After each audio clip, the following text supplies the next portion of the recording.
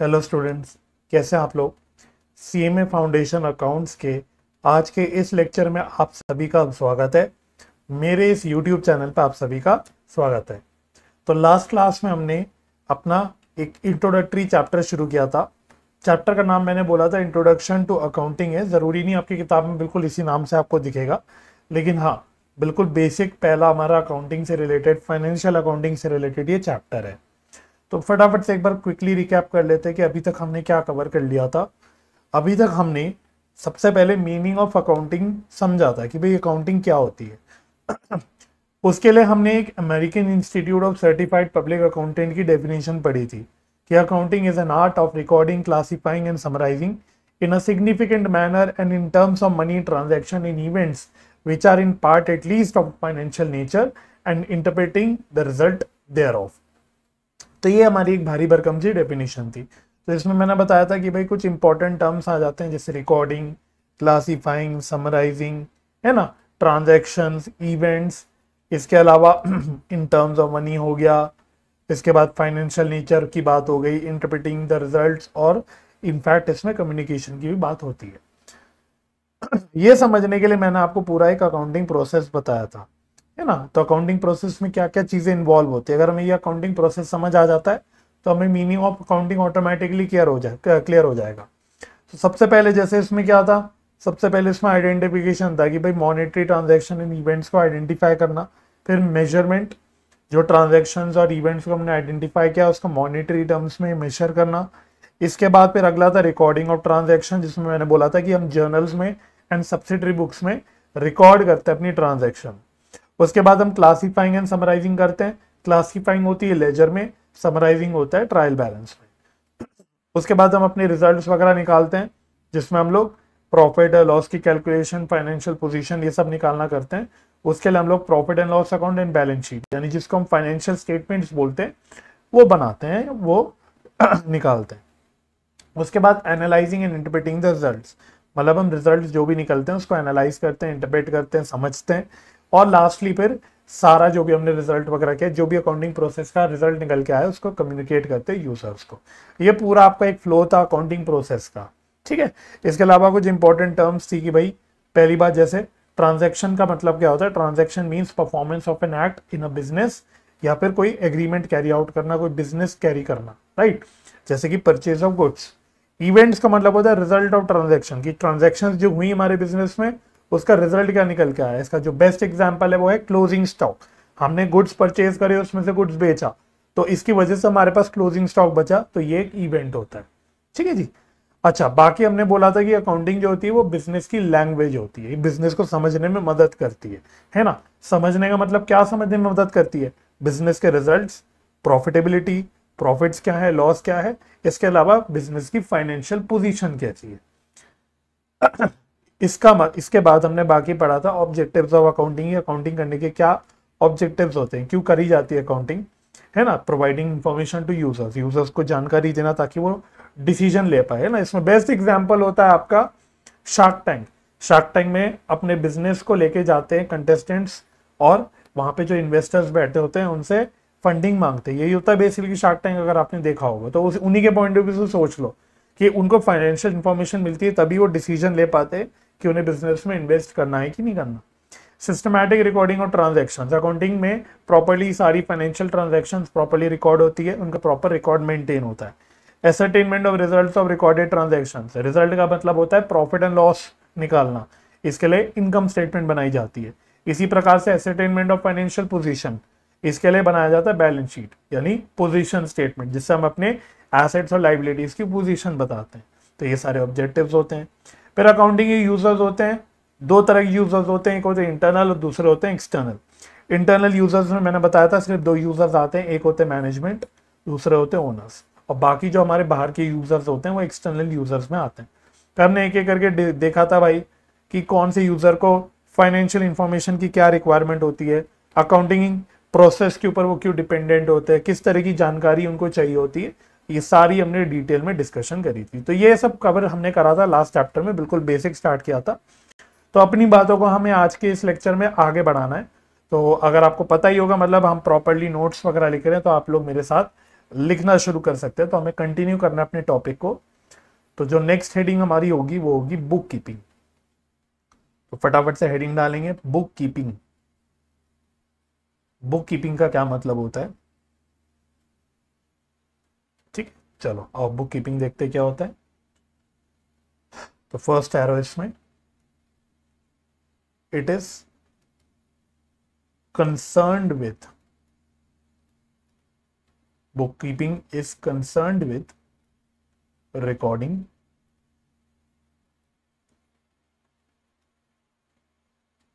and classifying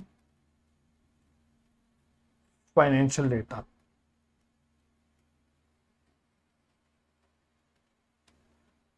Next arrow, its objective is to maintain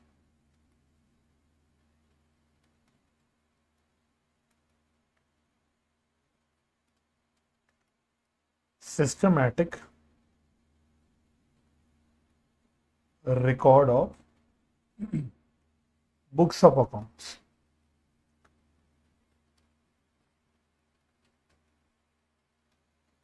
तो देखो होता क्या है, मेरी बात समझना। बड़े बड़े बिजनेस में क्या होता है, बड़े बड़े बिजनेस में पूरा अकाउंटिंग कोई एक अकेला व्यक्ति नहीं कर पाता। तो हम पूरी अकाउंटिंग को तोड़ देते हैं। हम बोलते हैं कि कुछ काम है जो जूनियर लेवल के लोग करेंगे, थोड़े कम स्किल्ड के लोग करेंगे, और कुछ काम जो है जो सीनियर लेवल के लोग करेंगे, ज्यादा प्रोफेशनल लोग करेंगे, ज्यादा क्वालिफाइड लोग करेंगे। तो इसमें क्या होता है, अकाउंटिंग में हम एक फंक्शन अलग कर देते हैं बेसिकली, जिसको बोलते हैं बुक कीपिंग। बुक कीपिंग में क्या होता है कि बुक कीपिंग करते हैं जूनियर लेवल के लोग, जिनको ज्यादा नॉलेज नहीं होती है, जो ज्यादा स्किल्ड नहीं होते, ज्यादा क्वालिफाइड नहीं होते। तो इनको हम बोलते हैं इनकी भाई तुम रिकॉर्डिंग, क्लासिफाइंग, इस तरह के फंक्शन जो नॉर्मल डे टू डे वाले फंक्शन है, जिसमें बहुत ज्यादा आपको दिमाग नहीं लगाना, जो कह सकते हैं रूटीन नेचर के फंक्शन है, इनको आप करो। और इसके आगे के जो फंक्शंस होते हैं, जैसे कि भाई पूरा फाइनेंशियल अकाउंट्स मतलब बनाना, फाइनेंशियल स्टेटमेंट्स बनाना, एनालाइज करना, कम्युनिकेट करना, ये वाले जो फंक्शंस है ये करते हैं फिर बड़े बड़े अकाउंटेंट। आप ऐसा समझ लो, मतलब मैं किसी को डाउनग्रेड नहीं करना चाहता, बट समझाने के लिए कि भाई हमने दो तरह के स्टाफ को हायर कर लिया। एक मैंने स्टाफ लिया जो सीधा अभी बीकॉम का है, मतलब बीकॉम करके निकला है, जिनको कोई ज्यादा वर्क एक्सपीरियंस वगैरह नहीं है। एक स्टाफ में मैंने सीए, सीएस, सीएमए इस तरह के प्रोफेशनल्स को हायर कर लिया, थोड़े एक्सपीरियंस लोगों को हायर कर लिया। तो मैंने जो बीकॉम वाले लोग हैं, बीकॉम वाले इंप्लॉइज है, उनको बोला आप तो बुक कीपिंग करो। और मेरे जो सीएस वगैरह हैं, चार्टर्ड अकाउंटेंट्स को जिनको मैंने हायर किया, उनको मैंने बोला भाई आप लोग ज्यादा जो हायर लेवल के एनालिटिकल नेचर के जो काम है, जैसे फाइनेंशियल स्टेटमेंट्स की ड्राफ्टिंग करना, उसमें एनालिसिस वगैरह करना, इंटरप्रिटेशन करना, कम्युनिकेशन करना, ये सारी जो इस तरह के फंक्शन है वो आप करो, राइट। तो बुक कीपिंग का मतलब क्या है, ये बेसिक रूटीन नेचर का काम है जिसमें रिकॉर्डिंग, क्लासिफाइंग ये सब होता है। तो यहाँ पे जो बुक कीपिंग का मेन ऑब्जेक्टिव होता है, बुक कीपिंग का ऑब्जेक्टिव होता है कि भाई हमारे ट्रांजैक्शंस के प्रॉपर सिस्टमैटिक रिकॉर्ड्स बने, हमारे ट्रांजैक्शन के सिस्टमैटिक रिकॉर्ड्स रहे, है ना, लेजर अकाउंट्स प्रॉपरली सबके मेंटेन रहे, प्रॉपरली हमारी रिकॉर्डिंग हुई सब ट्रांजैक्शंस की, जो अगर हमारी सब्सिडरी बुक्स है वो प्रॉपरली मेंटेन रहे, ये काम होता है हमारे बुक कीपिंग का, राइट। और इसके आगे जब वंस बुक कीपिंग का काम खत्म हो जाता है, फिर आपके अकाउंटेंट्स का रोल आ जाता है, जो बेसिकली अकाउंटिंग का रोल आ जाता है, बुक कीपिंग जैसे ही खत्म हो जाता है। तो बात क्लियर हो गई। तो ये होता है आपका बुक कीपिंग का मतलब, ठीक है। अभी थोड़ी देर में मैं आपको बुक कीपिंग और अकाउंटिंग के बीच के डिफरेंसेस भी करवाऊंगा, तो और थोड़ी क्लैरिटी आ जाएगी। उससे पहले मैं थोड़ा सा एक नेक्स्ट टर्म आपको बताना चाहता हूं। नेक्स्ट टर्म का नाम है अकाउंटेंसी। अकाउंटेंसी, अकाउंटेंसी का क्या मतलब होता है, तो अकाउंटेंसी इसमें लिखना, it is the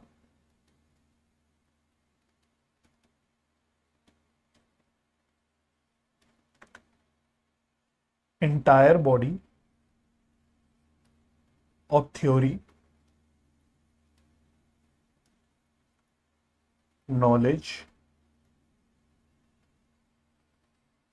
and process of accounting।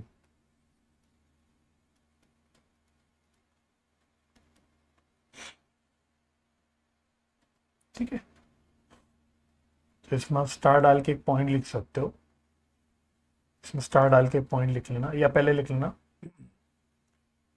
इस तरह से, रेड पेन से लिखते हैं, बुक कीपिंग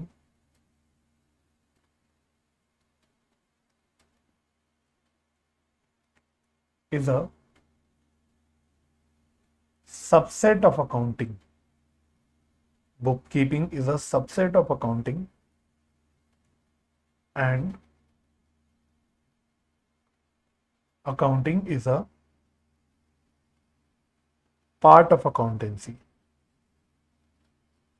तो एक बहुत ही सिंपल डायग्राम से भी इस बात को समझ लेंगे, लेकिन पहले अकाउंटेंसी का सिंपल मतलब समझना।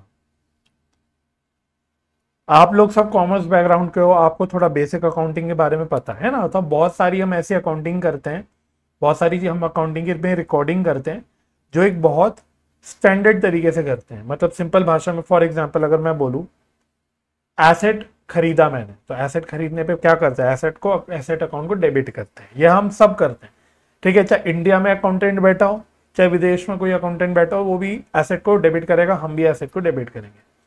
हम गोइंग कंसर्न के असम्पशन को फॉलो करते हैं, हालांकि वो अलग चैप्टर है, बट ऐसे ही बोल रहा हूँ, हम गोइंग कंसर्न के असम्पशन को फॉलो करते हैं। हम एक्रूअल बेसिस के ऑफ अकाउंटिंग फॉलो करते हैं। ये सब क्या है, हम बहुत सारे प्रिंसिपल्स पढ़ते हैं आगे जाके कि अकाउंटिंग में ये प्रिंसिपल्स होते हैं, अकाउंटिंग के कन्वेंशंस होते हैं, ये कॉन्सेप्ट्स होते हैं। ये सब थ्योरेटिकल नॉलेज है।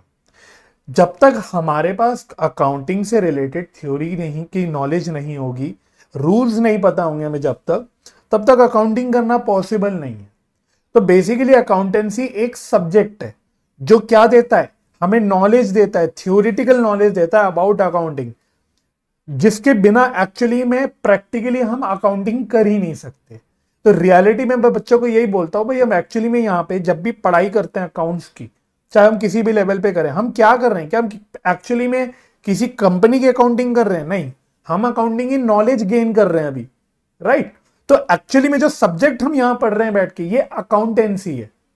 बात समझ आ रही? तो अकाउंटेंसी क्या है, बहुत ही अच्छी डेफिनेशन दे रखी है कि it is the entire body of theory, knowledge and process of accounting. ये पूरी नॉलेज देता है हमको कि अकाउंटिंग करने के लिए क्या नियम है, क्या प्रिंसिपल्स फॉलो करने, क्या रूल्स फॉलो करने। तो इसको हम बोलते हैं अकाउंटेंसी। तो इसका मतलब एक सिंपल सी बात हो गई, हमने बोला बुक कीपिंग एक टर्म है, हमने बोला अकाउंटिंग एक टर्म है, और अब हमने अकाउंटेंसी बोला। तो बुक कीपिंग क्या है? बुक कीपिंग अकाउंटिंग का एक छोटा सा पार्ट है, जिसमें हम लोग कहां तक बुक कीपिंग को सीमित रखते हैं? रिकॉर्डिंग एंड क्लासीफाइंग तक। अकाउंटिंग एक ज्यादा वाइडर टर्म है, आप ऐसा कह सकते हो। और जो अकाउंटिंग है, it is a part of accountancy, वो अकाउंटेंसी का पार्ट है। अकाउंटेंसी से जो नॉलेज निकल के आती है उसी को यूज करके हम अकाउंटिंग करते हैं। तो इसके ऊपर अगर मैं एक डायग्राम बनाऊं, देखो एक डायग्राम बनाते हैं।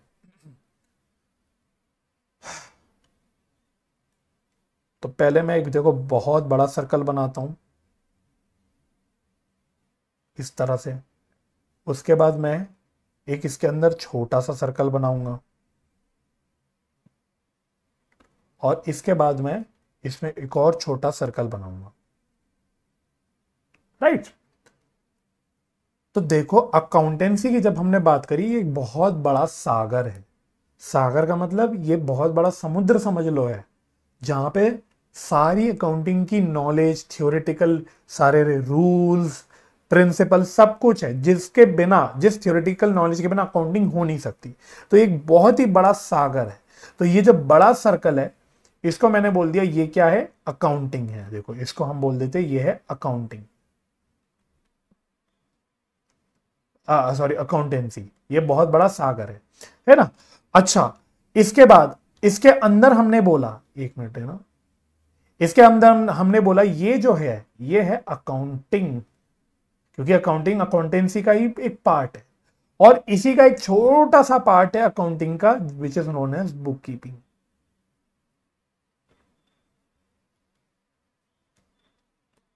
ठीक है, तो एक हमने बोला क्या है? बुक कीपिंग है, एक छोटा सा अकाउंटिंग का पार्ट है। और अकाउंटिंग सीमित वह है, अकाउंटिंग जो बनती है निकलती है वो बनती है अकाउंटेंसी से। बात समझ आ रही है? तो इसलिए तीनों का डिफरेंस समझना बहुत जरूरी है। अकाउंटेंसी हमें हमने बोला कि it is a entire body of theory and knowledge and practice of accounting. ठीक है, अकाउंटिंग क्या है? अकाउंटिंग अपने आप में एक बड़ा फंक्शन है जो होता है on the basis of knowledge gained in accountancy. और बुक कीपिंग क्या है? बुक कीपिंग एक पार्ट है अकाउंटिंग का। अकाउंटिंग में हमने पूरा लास्ट लेक्चर में बोला था क्या प्रोसेसेस इन्वॉल्व होते हैं।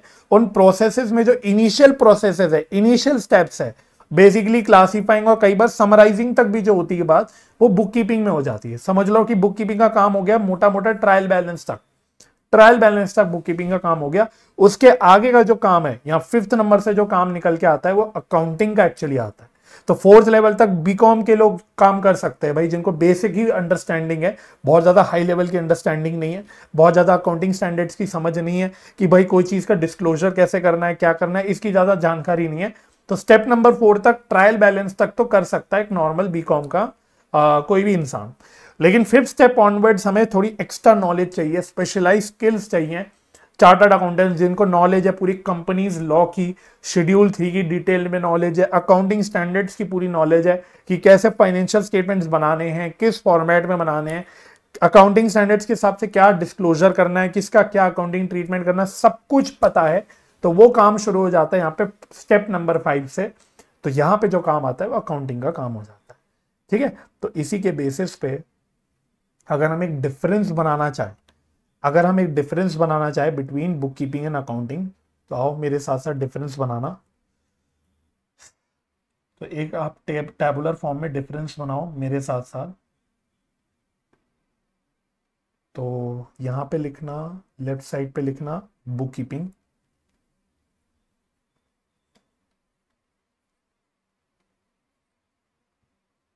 Versus accounting. बेसिकली हम इनका डिफरेंस समझने की कोशिश करते हैं। जब बुक कीपिंग हमने बोला, जब हमने अकाउंटेंसी या अकाउंटिंग बोला रादर, तो दोनों में क्या डिफरेंस है। ठीक है, तो पॉइंट नंबर 1 बुक कीपिंग में, जब मैं बुक कीपिंग की बात करता हूं तो it is concerned with recording and classifying transactions.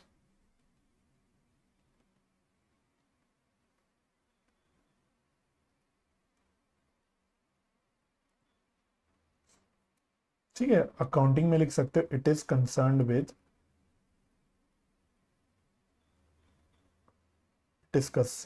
With, summarising,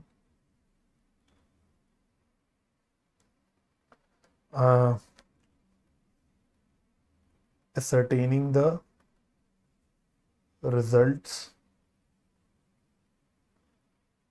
of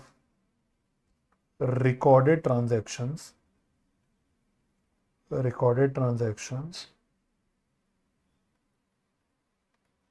interpreting and communicating them। ये सारी चीजें अकाउंटिंग का काम होता है। ठीक है, तो बेसिकली सेकंड नंबर पे हम बोलते हैं बुक कीपिंग में it forms basis of accounting.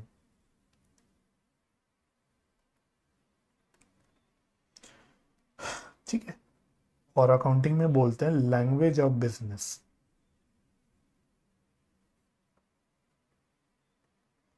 अगर मैं बुक कीपिंग की बात करूं, बुक कीपिंग का मेन ऑब्जेक्टिव होता है to maintain,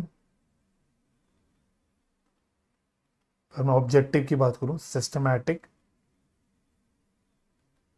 records of financial transactions.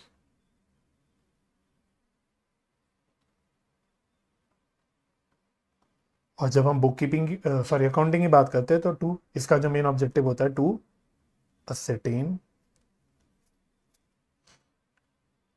Results, bracket में लिखो प्रॉफिट या लॉस, एंड फाइनेंशियल पोजीशन।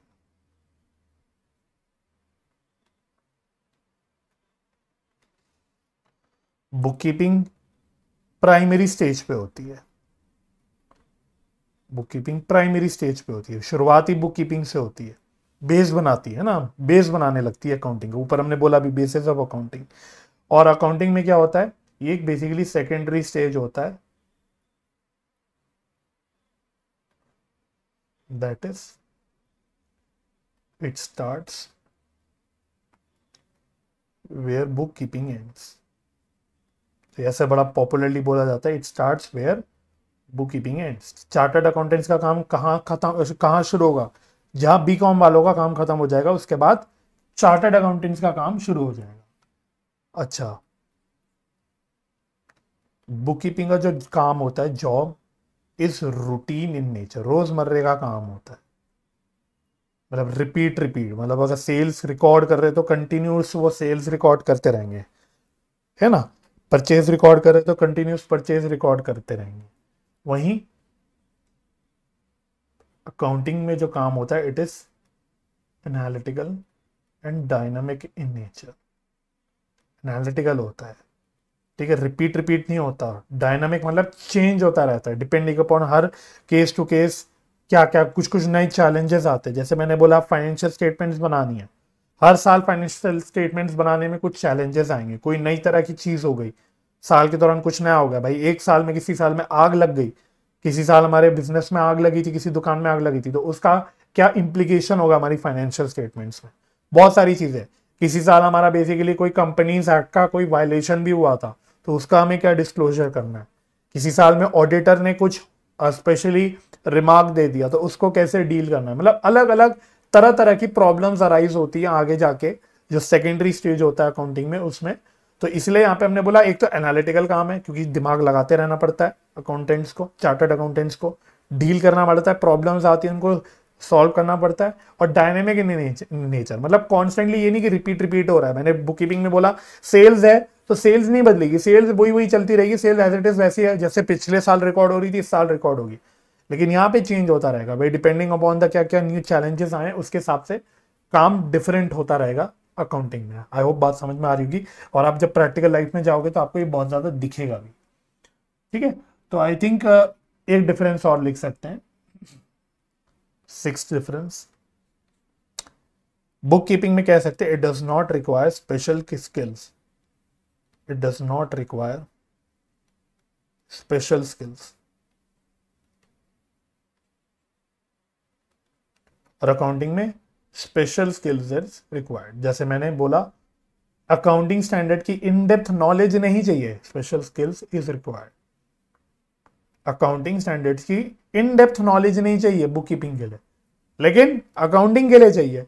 क्योंकि अभी आपको नहीं पता होगा, जब आप अकाउंटिंग स्टैंडर्ड्स कल को जाके पढ़ोगे तो आपको पता लगेगा कि हर अकाउंटिंग स्टैंडर्ड डिस्क्लोजर्स के बारे में बताता है, अलग अलग सिचुएशन के साथ डील करता है, बहुत ही सारी चीजें डील करता है ना। तो चार्टर्ड अकाउंटेंट्स को, सीएमएस को, प्रोफेशनल्स को इसकी नॉलेज होगी डिटेल में, लेकिन बीकॉम को नहीं होगी।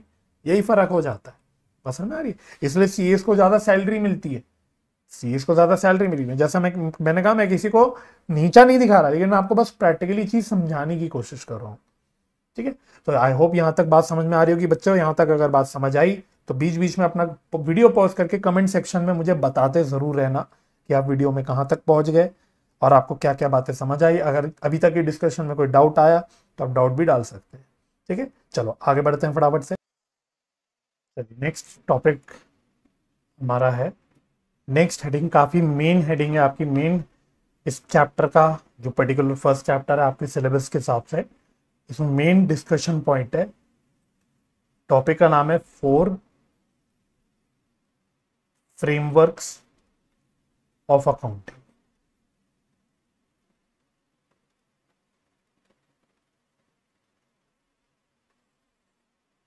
ठीक है, तो पहली बात सर, फ्रेमवर्क का मतलब क्या होता है। जब मैंने यहां पे वर्ड यूज किया फ्रेमवर्क, इसका क्या मतलब होता है ना। हम बोल रहे फ्रेमवर्क ऑफ अकाउंटिंग, तो यहां पे फ्रेमवर्क ऑफ अकाउंटिंग का मतलब क्या है। तो फ्रेमवर्क मतलब आप सिंपल भाषा में समझ सकते हो, दायरा, किस दायरे के अंदर अकाउंटिंग चलती है। जैसा हमारा फोटो फ्रेम होता है, फोटो फ्रेम में सपोज आपका ये फोटो फ्रेम है, देखो ऐसा इस तरह से ये फोटो फ्रेम है, इसमें आप फोटो लगाते हो। तो ये जो फ्रेम है, फ्रेम क्या है, अब इसने दायरा बना दिया कि आपकी जो भी इसके अंदर फोटो लगेगी वो इसके इस एरिया में लगेगी। आपको अकॉर्डिंगली इतनी फोटो यहां पे लगानी है। सिर्फ थोड़ा सा आपको समझाने के लिए बता रहा हूं, ये फालतू सा आपको एग्जाम्पल दे रहा हूं। ठीक है, तो ऐसी अकाउंटिंग में भी कुछ फ्रेमवर्क है जो दायरा सेट कर देता है कि भाई अकाउंटिंग इस दायरे के अंदर रहेगी, जो फोटो रहेगी वो इसी एरिया के अंदर रहेगी। ठीक है, तो अब फ्रेमवर्क का मतलब क्या हो गया, common set of rules and guidelines that is used to measure, recognize and present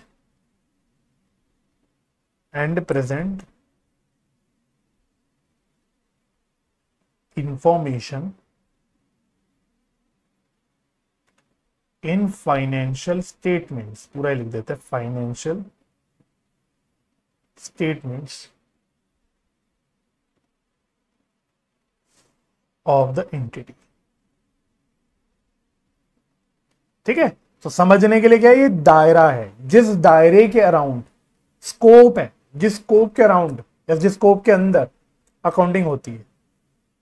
अब यहां पे जो हमने बोला, हमने टॉपिक बोला 4 फ्रेमवर्क्स ऑफ अकाउंटिंग, तो 4 तरह के फ्रेमवर्क है। सारे अपने अकाउंटिंग के फ्रेमवर्क्स को हमने 4 टाइप पे बांट दिया। So there are total 4 frameworks of accounting. इसको याद रखने के लिए मैं आपको एक शॉर्ट फॉर्म बताऊंगा, वो आप याद रखने के लिए यूज कर सकते हैं, CLIR। CLIR, ठीक है। तो सभी बच्चे बोलना CLIR। तो यानी कि इससे मेरे 4 फ्रेमवर्क्स निकल के आ गए। एक होता है आपका कॉन्सेप्चुअल फ्रेमवर्क,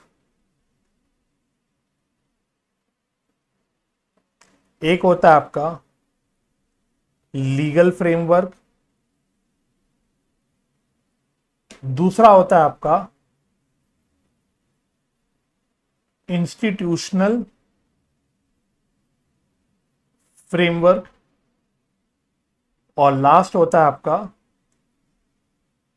R से रेगुलेटरी फ्रेमवर्क।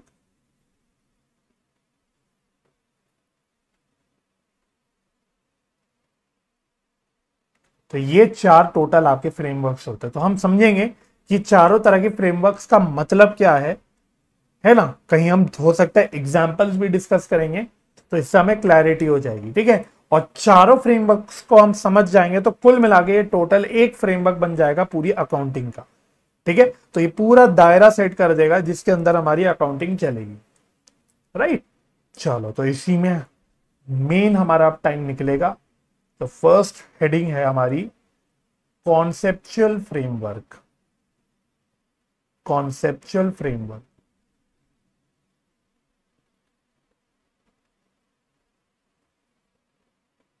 चलो तो इसमें आपको लिखना है, लिखना मेरे साथ साथ। इसका मतलब होता है body of inter related objectives and fundamentals. इसमें आपको ऑब्जेक्टिव्स और फंडामेंटल्स को अंडरलाइन, हाईलाइट, जो भी आप करते हो करना है। ये कीवर्ड्स हैं, क्योंकि ये शब्द मेरा मानना है कि इन शब्दों का इस्तेमाल होगा अगर आपका, क्योंकि पेपर ऑब्जेक्टिव टाइप है, एमसीक्यू फॉर्म में होता है, तो एमसीक्यू में ये शब्द आपको दिखेंगे अपने ऑप्शंस में। ठीक है, तो 2 तरह के शब्द की मैंने यहाँ पे बात करी, एक मैंने बोला ऑब्जेक्टिव्स, एक मैंने बोला फंडामेंटल्स। तो ऑब्जेक्टिव्स का मतलब क्या होता है, फंडामेंटल्स का मतलब क्या होता है, ये समझ लो फटाफट से, जल्दी से। तो नेक्स्ट एरो में हेडिंग लिखो ऑब्जेक्टिव्स। तो यहां पे ऑब्जेक्टिव्स का मतलब क्या है, तो बड़ा ही सिंपल ऑब्जेक्टिव है, या मतलब है ऑब्जेक्टिव का goal and purpose of financial statements. Goal and purpose of financial statements. ठीक है, तो हमारी अकाउंटिंग ऐसे होनी चाहिए कि अल्टीमेटली फाइनेंशियल स्टेटमेंट्स बनाने का जो मकसद है, गोल है, पर्पस है, वो फुलफिल हो। जैसे हम बोलते हैं financial statements should reflect true and fair view of the state of affairs of the company, of the जो भी एंटिटी। तो आपकी अकाउंटिंग ऐसे होनी चाहिए कि भाई आपका financial statements true and fair view दिखाएं। अगर आप अकाउंटिंग ऐसे कर लोगे कि आपकी ट्रू एंड फेयर व्यू आ ही नहीं रही, तो फिर बेकार हो गई अकाउंटिंग, फिर अकाउंटिंग करी क्यों आपने। ठीक है, तो ये हो गया ऑब्जेक्टिव्स का मतलब। इसी प्रकार से फंडामेंटल्स का मतलब क्या होता है? Fundamentals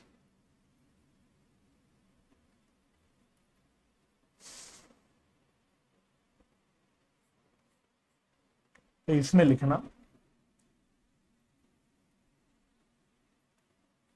underline concepts, underline concepts, concepts word के अराउंड बादल, इसको अंडरलाइन कर दो या बादल बना लो। कीवर्ड्स हैं सर, कीवर्ड्स हमें पता होना चाहिए। Underline concepts that helps achieving the objectives, या इसको ऐसे लिखना चाहिए, achieving the above objectives.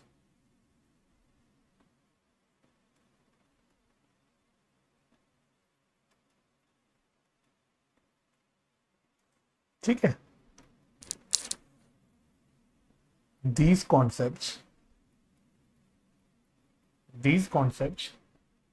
provides guidance on how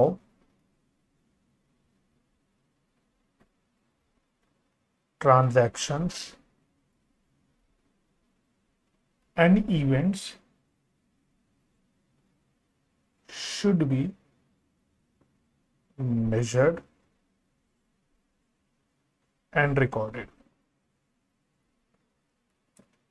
तो एक बार क्लियरली समझ लो, फ्लो समझना सारी डिस्कशन का, सारी डिस्कशन का एक फ्लो है। हमने बोला कॉन्सेप्चुअल फ्रेमवर्क में बेसिकली आती है body of inter related objectives and fundamentals. मतलब दो चीजें हो गई, ऑब्जेक्टिव्स एंड फंडामेंटल्स, और वो आपस में इंटर रिलेटेड है। कैसे इंटर रिलेटेड है? देखो, ऑब्जेक्टिव्स का मतलब हमने बोला goal and purpose of financial statements. Financial statements क्यों बनाई जा रही, क्या उद्देश्य है फाइनेंशियल स्टेटमेंट्स का, क्या पर्पस फुलफिल करना चाहते हैं हम अपनी फाइनेंशियल स्टेटमेंट्स बना के। इन्हीं ऑब्जेक्टिव्स को ध्यान में रखते हुए कुछ कॉन्सेप्ट्स बना दिए जाते हैं, जैसे हम अगले चैप्टर में पढ़ेंगे बहुत सारे प्रिंसिपल्स, कॉन्सेप्ट्स। तो इसी तरह से कॉन्सेप्ट्स बना दिए जाते हैं इन्हीं ऑब्जेक्टिव्स को ध्यान में रखते हुए। जैसे मैंने क्या बोला, मैंने बोला कि financial statement should reflect true and fair view of the state of affairs.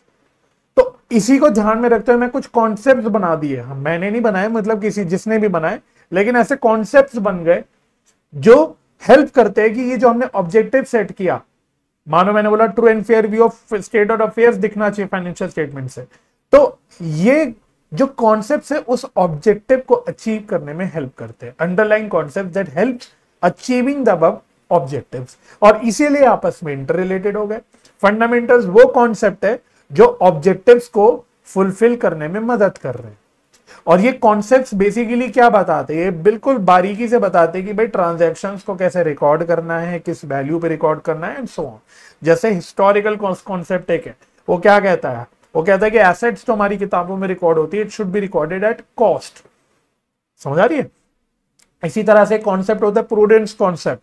तो प्रूडेंस कॉन्सेप्ट हमारा बोलता है कि प्रूडेंस कॉन्सेप्ट के हिसाब से हमें कोई भी एंटिसिपेटेड फायदे नहीं दिखाने, लेकिन सारे एंटिसिपेटेड लॉसेस आ जानी चाहिए। ये प्रूडेंस कॉन्सेप्ट है। तो ये सारे कॉन्सेप्ट्स है, जितने भी कॉन्सेप्ट्स वगैरह हम पढ़ते हैं, जो भी प्रिंसिपल्स हम पढ़ते हैं, ये अल्टीमेटली कहीं ना कहीं हेल्प करते हैं to fulfil the objectives, goals, purpose of preparing financial statements. और इन्हीं को मिला के हमने बोल दिया यही बन गए हमारे कॉन्सेप्चुअल फ्रेमवर्क। आई होप बच्चों कॉन्सेप्चुअल फ्रेमवर्क का मतलब आपको अच्छे से समझ आ गया होगा। ठीक है, चलो तो लिखते भी रहना साथ साथ, मेरे साथ साथ बिल्कुल एक एक चीज, है ना। यही नोट्स आप बाद में आपको हेल्प भी करेंगे आगे जाके। नेक्स्ट एरो में अगली इंपॉर्टेंट बात, conceptual framework also guides on the qualitative characteristics, qualitative characteristics of financial statements.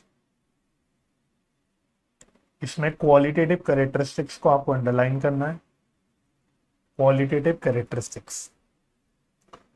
तो बेसिकली ये फाइनेंशियल स्टेटमेंट्स की कुछ क्वालिटेटिव कैरेक्टरिस्टिक्स को पूरा करने में, इंश्योर करने में, मुझे बोलना चाहिए मदद करते हैं। क्या है ये क्वालिटेटिव कैरेक्टरिस्टिक्स? आपको याद होने चाहिए हमेशा मेन क्वालिटेटिव कैरेक्टरिस्टिक्स। चार बहुत ही जरूरी क्वालिटेटिव कैरेक्टरिस्टिक्स हैं। ये कैरेक्टरिस्टिक्स आपके फाइनेंशियल स्टेटमेंट्स में होने चाहिए। आपकी जो अकाउंटिंग इंफॉर्मेशन, फाइनेंशियल इंफॉर्मेशन निकल के आ रही है पूरी अकाउंटिंग प्रोसेस से, ये कैरेक्टरिस्टिक्स प्रेजेंट होने चाहिए। अगर ये नहीं प्रेजेंट तो इसका मतलब आपके फाइनेंशियल स्टेटमेंट्स अच्छे नहीं है, सही नहीं है, ये आपके ऑब्जेक्टिव्स को फुलफिल नहीं करते। वो क्या क्या है? पहला, रेलिवेंट। फाइनेंशियल स्टेटमेंट्स रेलिवेंट होनी चाहिए। इसकी जो जानकारी जो दी जा रही फाइनेंशियल स्टेटमेंट्स में वो रेलिवेंट होनी चाहिए। रेलिवेंट मतलब ये यूजर्स ऑफ अकाउंटिंग जिनकी हमने बात करी थी लास्ट लेक्चर में, उनकी काम की जानकारी होनी चाहिए। भाई आपके फाइनेंशियल स्टेटमेंट्स में आपके बिजनेस की प्रॉफिटेबिलिटी के बारे में होना चाहिए। यूजर का आपके बिजनेस की प्रॉफिटेबिलिटी से मतलब है, आपके पड़ोसी की प्रॉफिटेबिलिटी से मतलब नहीं है, आपके घर परिवार से उनको कोई मतलब नहीं है, वो आपके बिजनेस के बारे में जानना चाहता है। तो आप जो भी इंफॉर्मेशन दिखाते हैं अपनी फाइनेंशियल स्टेटमेंट्स में, that should be relevant to the users. Users के काम की होनी चाहिए जिसकी मदद से वो प्रॉपर्ली डिसीजन मेकिंग कर पाए। इसी प्रकार से अगला जो क्वालिटेटिव कैरेक्टरिस्टिक होता है वो होता है रिलायबिलिटी। रिलायबिलिटी बोले तो ट्रस्ट वर्दी, जो आपकी जो जानकारी दे रहे हो अपनी फाइनेंशियल स्टेटमेंट्स में वो भरोसे लायक होनी चाहिए, उसको चेक करने आना चाहिए। They should be able to be verified, verifiable होना चाहिए। आप जो भी बता रहे हो आपके पास उसके सबूत होने चाहिए। ठीक है, तो यानी ये क्लियर होना चाहिए भाई, पढ़ने वाले को ये शक नहीं होना चाहिए कि नहीं इसमें तो जानकारी गलत आ रही है। समझ आ रही बात? अगला है अंडरस्टैंडेबिलिटी। अंडरस्टैंडेबिलिटी मतलब फाइनेंशियल स्टेटमेंट्स आपके अच्छे से साफ साफ स्मूथ प्रेजेंट होने चाहिए। आप जब अपने पेपर, आप खैर यहाँ तो एमसीक्यू है, लेकिन आप जब डिस्क्रिप्टिव पेपर्स लिखते हो तो आपको क्या बार बार बोला जाता था, प्रेजेंटेशन पे ध्यान रखो। जो आप लिख रहे हो उसको समझ आना चाहिए पढ़ने वाले को, इजी टू अंडरस्टैंड होना चाहिए। तो फाइनेंशियल स्टेटमेंट्स में भी वही बात है। तभी डिस्क्लोजर की बात की जाती है। मैं बार बार अकाउंटिंग स्टैंडर्ड्स का एग्जांपल भी लेता हूँ, डिस्क्लोजर की बात करता हूँ, है ना। और डिस्क्लोजर के ऊपर एक अपना ही कॉन्सेप्ट है, फुल डिस्क्लोजर प्रिंसिपल है बेसिकली, राइट। तो सारी इंपॉर्टेंट जानकारी डिस्क्लोज होनी चाहिए, अंडरस्टैंडेबल होनी चाहिए, पढ़ने वाले को समझ आ जाना चाहिए। आपकी प्रेजेंटेशन ऐसी होनी चाहिए कि समझ आए पढ़ने वाले को। और लास्ट है कंपेरेबिलिटी, कि आपकी फाइनेंशियल स्टेटमेंट्स इस तरह से होनी चाहिए प्रेजेंट कि एक तो अंडरस्टैंडेबल हो, ठीक है, लेकिन वो कंपेरेबल हो। कंपेरेबल बोली तो इंट्रा फर्म कंपैरिजन भी कर सकते हो, इंटर फर्म भी। मैं चाहूं तो एक साल की जानकारी को उसी कंपनी के पिछली साल की जानकारी से कंपेयर कर सकता हूं। मैं चाहूं तो एक साल की जानकारी को किसी और बिजनेस के सेम ईयर की जानकारी से कंपेयर कर सकूं, राइट। आपके स्कूल में दो तरह के कंपटीशन होते हैं, एक होता है इंट्रा स्कूल कंपटीशन, होते थे बोलना चाहिए इंट्रा स्कूल कंपटीशन, एक होता था इंटर स्कूल कंपटीशन। इंट्रा में आप अपने स्कूल के अंदर अंदर ही कॉम्पीट करते थे, सपोज दो हाउसेस के बीच में कंपटीशन होता था। इंटर स्कूल में एक स्कूल और दूसरे स्कूल के बीच में कंपटीशन होता था, उसी तरह की कुछ बात है। इंटर फर्म मतलब एक फर्म को दूसरे फर्म से कंपेयर करा, इंट्रा फर्म मतलब एक ही फर्म के अंदर अंदर कंपेयर करा, एक साल को दूसरे साल से करा। मैंने बोला 2023 की जानकारी में 2024 की जानकारी से कंपेयर करूंगा, एंड सो ऑन। ठीक है, तो ये चारों कैरेक्टरिस्टिक्स आपके फाइनेंशियल स्टेटमेंट्स में प्रेजेंट होने चाहिए, राइट। अच्छा, और इसमें लास्ट पॉइंट लिख देना, last arrow, conceptual framework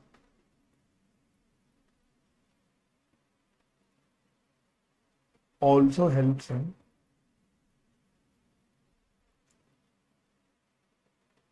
development of institutional frameworks। ठीक है, तो इसमें अभी ज्यादा तो क्योंकि मैं आपको समझा नहीं पाऊंगा, बिकॉज उसके लिए मैं पहले इंस्टीट्यूशनल फ्रेमवर्क्स का मतलब समझना पड़ेगा कि इंस्टीट्यूशनल फ्रेमवर्क्स क्या है। तो अपने आप वंस आपको इंस्टीट्यूशनल फ्रेमवर्क समझ आ जाएगा तो यू विल ऑटोमेटिकली अंडरस्टैंड कि यहाँ पे इस लाइन का मतलब क्या है। समझ आ गई बात? तो मेन बात क्या है कॉन्सेप्चुअल फ्रेमवर्क में कि यहाँ पे हम किसकी बात कर रहे हैं, inter related objectives and fundamentals की बात कर रहे हैं। तो आपको पहले तो ऑब्जेक्टिव्स का मतलब क्लियर होना चाहिए, it means goal and purpose of financial statements, financial statements क्यों बनाई जा रही है। दूसरा फंडामेंटल्स का मतलब समझ आ जाना चाहिए, इट मींस अंडरलाइन कॉन्सेप्ट्स जो मदद करते हैं हमें अपने ऊपर वाले ऑब्जेक्टिव्स को फुलफिल करने में, इसलिए हमने इन दोनों को आपस में इंटर रिलेटेड भी बोल दिया। ये जो कॉन्सेप्ट्स की हम बात करते हैं ये गाइडेंस देते हैं, बताते हैं कि आपको ट्रांजैक्शंस अपनी किताबों में कैसे रिकॉर्ड करनी है, किस वैल्यू पे रिकॉर्ड करनी है, कैसे मेजर करना है। हमने मेजरमेंट फंक्शन की बात करी तो मेजर कैसे करना है, ये सारी चीजें बताते हैं। हिस्टोरिकल कॉस्ट कॉन्सेप्ट में बताते हैं कि एसेट्स को उसकी ओरिजिनल हिस्टोरिकल कॉस्ट पे मेजर करो। बात समझ में आ रही है ना। और बाकी कॉन्सेप्चुअल फ्रेमवर्क कहीं ना कहीं हमें गाइड करते हैं qualitative characteristics of financial statements की भाई माने जाते हैं कि फाइनेंशियल स्टेटमेंट्स में 4 इंपॉर्टेंट कैरेक्टरिस्टिक्स होनी चाहिए और ये आपको पता होनी चाहिए कि वो क्या कैरेक्टरिस्टिक्स हैं। एक है रेलिवेंस, दूसरा है रिलायबिलिटी, तीसरा है अंडरस्टैंडेबिलिटी, चौथा है कंपेरेबिलिटी। ये चारों कैरेक्टरिस्टिक्स प्रेजेंट होनी चाहिए फाइनेंशियल स्टेटमेंट्स में। और लास्ट हमने बोला कॉन्सेप्चुअल फ्रेमवर्क मदद करते हैं in development of institutional frameworks, right. तो ये हो गई हमारी कॉन्सेप्चुअल फ्रेमवर्क की बात खत्म। इसी प्रकार से दूसरा टाइप ऑफ हमारा जो फ्रेमवर्क था उसका क्या नाम था, लीगल फ्रेमवर्क।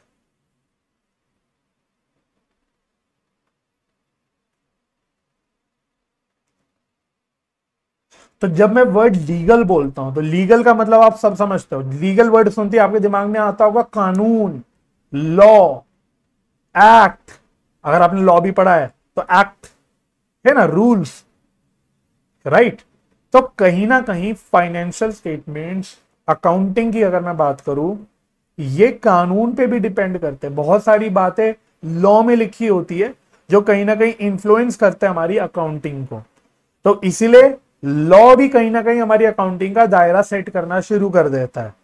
ठीक है, तो लिखो, इसमें धीरे धीरे लिखेंगे। It contains various laws and statutes that controls the business or under which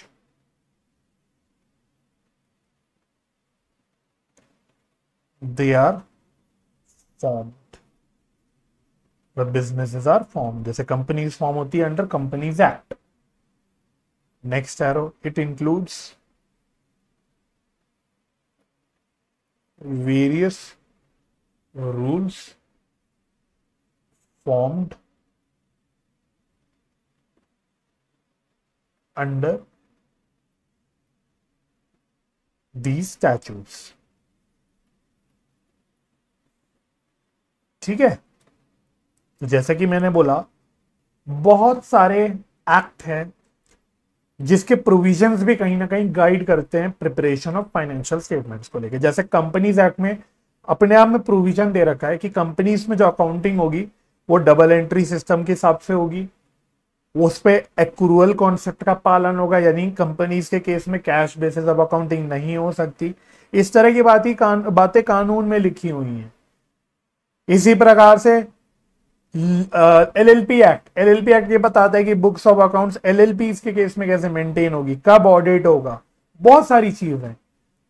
तो कहीं ना कहीं एक्ट भी हमारा गाइड कर रहा है हमारी अकाउंटिंग को। मैं बेस्ट एग्जांपल और अच्छा एग्जांपल मेरे दिमाग में आया, आप क्लास 12th में अकाउंट्स में पहला ही चैप्टर पढ़ते थे अकाउंटिंग, पार्टनरशिप फंडामेंटल्स।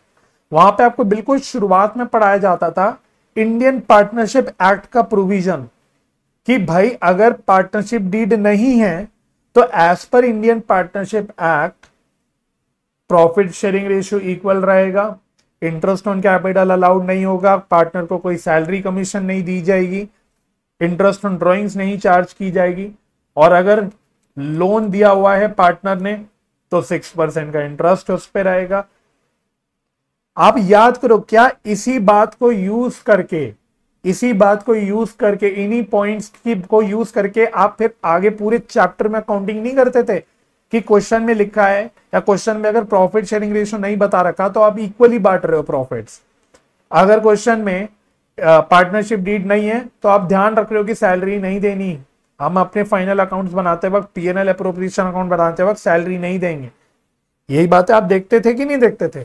तो कानून ने कहीं ना कहीं क्या आप दायरा नहीं सेट कर दिया भाई। इंटरेस्ट ऑन लोन की बात करी, पार्टनर्स लोन की इंटरेस्ट की, इंटरेस्ट ऑन पार्टनर्स लोन, वहां पे हम 6% इंटरेस्ट की बात करते थे। बात समझ आ रही कि पार्टनर को 6% इंटरेस्ट दिया जाएगा। तो ये सारी चीजें आप अकाउंटिंग में करते थे फंडामेंटल्स चैप्टर में। ये 6% का इंटरेस्ट कहां लिखा था? ये कानून में लिखा था। तो इस प्रकार से बहुत सारे ऐसे एक्ट है अलग अलग जो टाइप्स ऑफ बिजनेस को गवर्न करते हैं, जो कहीं ना कहीं दायरा सेट करने लग जाते हैं of accounting as well. Of course इनका काम है बहुत बड़ा है, लेकिन कहीं ना कहीं अकाउंटिंग में भी अपना हाथ डाल देते हैं। तो ये लीगल फ्रेमवर्क बना लेते हैं जिसके अराउंड अकाउंटिंग चलती है। बस समझ में आई? ठीक है। अच्छा, अब मैंने एक्ट्स की बात करी बिकॉज आपका पेपर एमसीक्यू है, तो मुझे नोट्स लिखते वक्त थोड़ा ध्यान में रखना पड़ता है कि भाई एमसीक्यूज में किस तरह से क्वेश्चन ड्राफ्ट हो सकते हैं। तो आप एग्जाम्पल्स लिख लो, कुछ एग्जाम्पल्स कि कौन सी टाइप ऑफ बिजनेस को कौन से एक्ट गवर्न करते हैं, और कुछ नहीं तो पता लगे यही पूछ लिया आपके सवाल में। जैसे वो पूछ लेगा बताओ पार्टनरशिप के लिए कौन सा एक्ट चलता है, कौन सा एक्ट लगता है, इंडियन पार्टनरशिप एक्ट 1932। और इसका तो मैंने अभी एग्जाम्पल भी दे दिया आपको, जिसमें हमने उन प्रोविजंस की बात करी जो अकाउंटिंग से रिलेटेड होते हैं अगर पार्टनरशिप डीड नहीं है हमारी तो।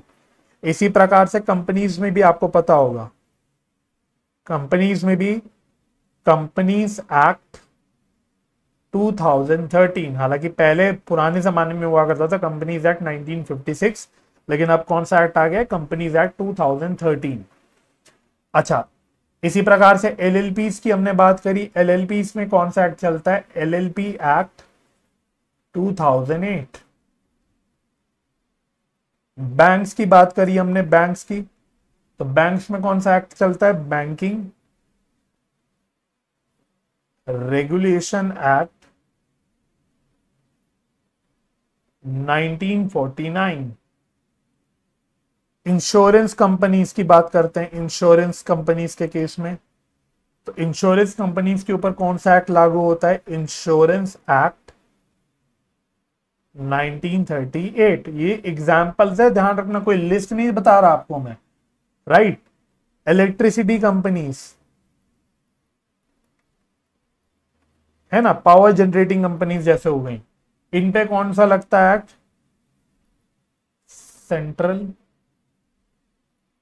इलेक्ट्रिसिटी एक्ट 2000, मेरे ख्याल से 3 है, 2003 है ना, एटसेट्रा। मतलब दीज आर जस्ट एग्जाम्पल्स, ये एग्जाम्पल्स दिए मैंने आपको। पॉइंट क्लियर हो रहा है? ठीक है।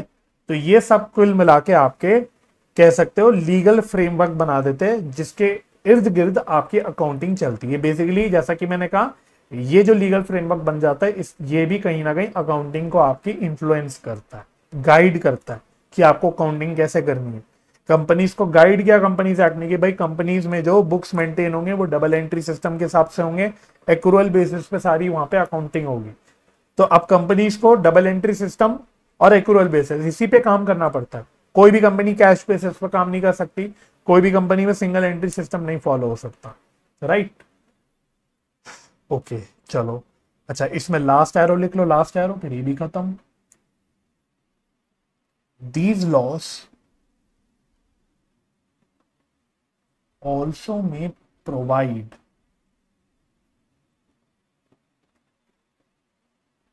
schedules, also may provide schedules that gives important guidelines, important guidelines on form and content of financial statements. तो देखो भाई, फाइनेंशियल स्टेटमेंट्स का जिक्र कई बार आ रहा है, लेकिन मन में बिल्कुल मतलब you should be absolutely clear. Financial statements basically final result होता है ऑफ द अकाउंटिंग प्रोसेस। पूरा अकाउंटिंग प्रोसेस का फाइनल जो आउटपुट निकलता है वो निकलता है फाइनेंशियल स्टेटमेंट्स के फॉर्म में। अगर प्रॉपर्ली अकाउंटिंग नहीं हुई है तो आप फाइनेंशियल स्टेटमेंट्स भी नहीं बना सकते। समझ आ रही बात? तो अब हमने बोला भाई ये जो कानून है कई बार ये कुछ गाइडेंस देते हैं किसको लेके, कि आपकी फाइनेंशियल स्टेटमेंट्स किस फॉर्मेट में प्रेजेंट होनी चाहिए, क्या चीज कहां दिखानी चाहिए।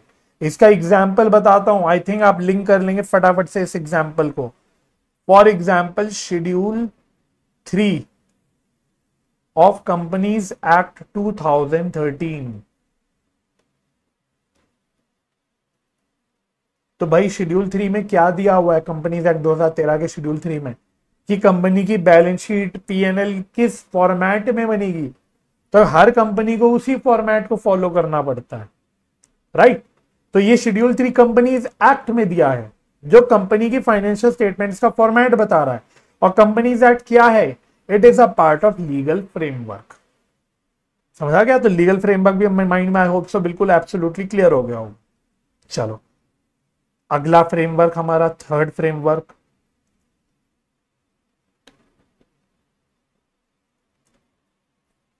Third framework. तो इसकी हेडिंग डालो इंस्टीट्यूशनल फ्रेमवर्क।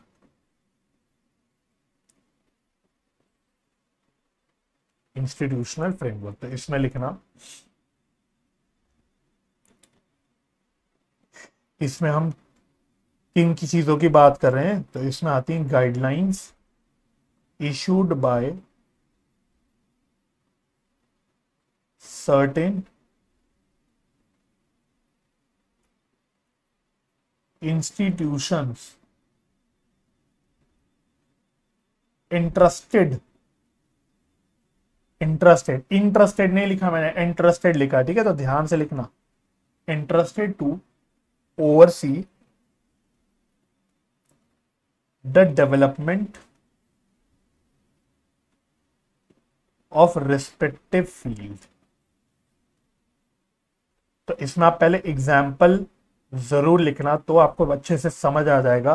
तो हम यहाँ पे बेसिकली हम कुछ गाइडलाइंस की बात कर रहे हैं, कुछ रूल्स की बात कर रहे हैं जो कुछ इंस्टीट्यूशंस निकाल रही हैं जो जिम्मेदार हैं टू ओवरसी द डेवलपमेंट अपने रिस्पेक्टिव फील्ड्स की, ठीक है। तो इसमें हम किस तरह की इंस्टीट्यूशंस की बात कर रहे हैं, नेक्स्ट एरो में लिखना एग्जाम्पल, ठीक है। इंपॉर्टेंट एग्जाम्पल है क्योंकि आपको इस फ्रेमवर्क को समझने में मदद करेगा। आईसीआई हैज बीन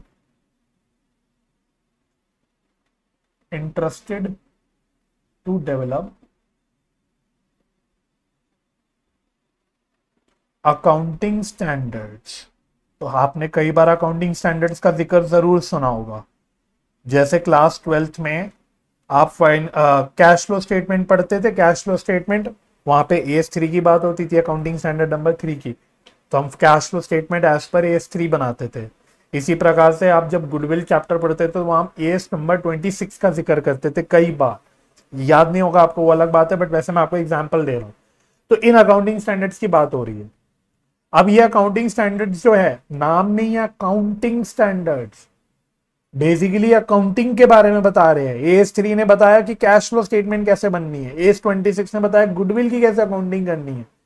मतलब बहुत, ये तो मैं बहुत सिंपल वे में चीजें बता रहा हूं। अब ये अकाउंटिंग स्टैंडर्ड्स कौन बना रहा है? क्या ये जादू के जोर से ऊपर भगवान बना के भेज रहे हैं? नहीं भाई, इनको कुछ संस्थाएं बनाती है। अकाउंटिंग स्टैंडर्ड जो बनाता है वो बनाता है हमारा institute of chartered accountants of India. इनका एक बोर्ड होता है अकाउंटिंग स्टैंडर्ड बोर्ड, वो जिम्मेदार होता है अकाउंटिंग स्टैंडर्ड्स बनाने के लिए। और अल्टीमेटली इन अकाउंटिंग स्टैंडर्ड्स को ध्यान में रखते ही पूरी अकाउंटिंग की जाती है, फाइनेंशियल स्टेटमेंट्स बनाए जाते हैं और डिस्क्लोजर्स करी जाती है। तो इन्हीं को हमने क्या बोल दिया? इन्हीं को हमने इंस्टीट्यूशनल फ्रेमवर्क बोल दिया, राइट। तो मैंने बोला कि गाइडलाइंस इंस्टीट्यूशंस बना रही है, इसी से नाम पड़ गया कि इसका नाम हो गया इंस्टीट्यूशनल फ्रेमवर्क, ठीक है। अच्छा, अब आपके क्योंकि स्टडी मटेरियल में सब डिस्कस किया हुआ है तो मैं थोड़ा सा और इलेबोरेट कर रहा हूं। तो मैंने अकाउंटिंग स्टैंडर्ड्स की बात करी, तो वैसे हमारे एज ऑफ नाउ दो तरह के अकाउंटिंग स्टैंडर्ड्स चलते हैं इंडिया की। अगर मैं बात करूं, दो तरह के एएस चलते हैं। कौन से दो तरह के चलते हैं? एक होते हैं हमारा एज पर कंपनीज, ब्रैकेट में लिखना अकाउंटिंग स्टैंडर्ड्स रूल्स 2021, और यहां लिखना as per companies accounting standards rules 2015। ठीक है, तो एज पर कंपनीज अकाउंटिंग स्टैंडर्ड्स रूल्स 2021 जो चलता है वो चलता है अकाउंटिंग स्टैंडर्ड्स। जो जैसे मैंने आपको AS3 बोला, AS26 का एग्जांपल अभी दिया, ये हो गए इस वाले अकाउंटिंग स्टैंडर्ड के अंदर। और यहां पे जो अकाउंटिंग स्टैंडर्ड चलते हैं उनको हम बोलते हैं इंडियन अकाउंटिंग स्टैंडर्ड्स, जिसको और ज्यादा कॉमनली शॉर्ट में बोला जाता है इंड AS। ठीक है, तो ज्यादा इन डेप्थ नहीं पता रखना, मतलब आपको इन डेप्थ अभी इसकी कोई नॉलेज नहीं चाहिए, कोई पूछेगा नहीं, बट सिंपली स्पीकिंग इंडिया में कुछ टाइप ऑफ कंपनीज जो फॉलो करती हैं वो फॉलो करती हैं अकाउंटिंग स्टैंडर्ड्स AS। और कुछ तरह की जो कंपनीज होती है, स्पेशली जैसे बड़ी बड़ी कंपनीज होती है, अगर मैं बिल्कुल अभी साधारण वे में बोलूं, रिलायंस जैसी बड़ी बड़ी कंपनीज जो होती हैं वो फॉलो करती है इंड AS। राइट, तो ये सिर्फ आपको एक्स्ट्रा ज्ञान की बात बताई है, इसका हमारी मेन टॉपिक से एज सच कोई लेना देना, ये अल्टीमेटली एग्जांपल है। हमारा तो डिस्कशन चल रहा है with respect to institutional framework. हम यहाँ पे बात करेंगे भाई इंस्टीट्यूशंस कुछ गाइडलाइंस वगैरह निकालती हैं जिसके ऊपर हमारी अकाउंटिंग चलती है। उसमें हमने एक एग्जांपल बोला, institute of chartered accountants of India accounting standards बनाता है। अब हाँ, उसमें आपको एक्स्ट्रा ज्ञान दे दिया कि हाँ भाई इंडिया में दो तरह के अकाउंटिंग स्टैंडर्ड्स चलते हैं, ये तो ज्ञान की बात, लेकिन मेन पॉइंट आपको आई होप समझ आ गया होगा। ठीक है, तो अल्टीमेटली सारे अकाउंटिंग स्टैंडर्ड्स का एक ही मकसद होता है, एक ही पर्पस होता है, दे ensure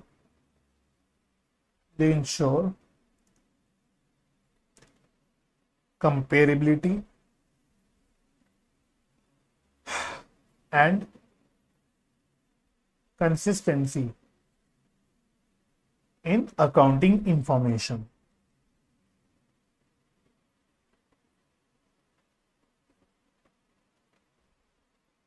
in accounting information, right.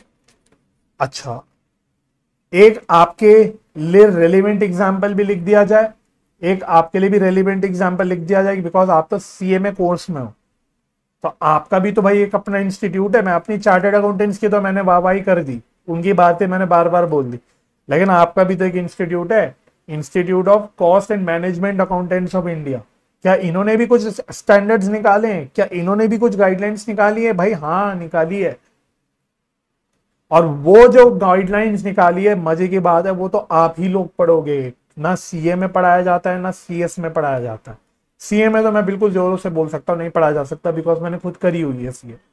तो वो है कॉस्ट अकाउंटिंग स्टैंडर्ड्स। जैसे अकाउंटिंग स्टैंडर्ड्स फाइनेंशियल अकाउंटिंग के लिए है रेलिवेंट, उसी प्रकार से कॉस्ट अकाउंटिंग स्टैंडर्ड्स भी हैं जो कॉस्ट अकाउंटिंग के लिए रेलिवेंट होते हैं। और ये जो कॉस्ट अकाउंटिंग स्टैंडर्ड्स है, ये कौन बनाता है? ये आपका इंस्टीट्यूट बनाता है, institute of cost and management accountants of India, जिसको हम प्यार से CMA इंस्टीट्यूट बोल देते हैं। तो इसीलिए आप अपना भी एक एग्जाम्पल लिखो भाई, अपने होम टीम का एग्जाम्पल जरूर लिखो भाई, ये भी तो पता होना चाहिए। तो इंस्टीट्यूट ऑफ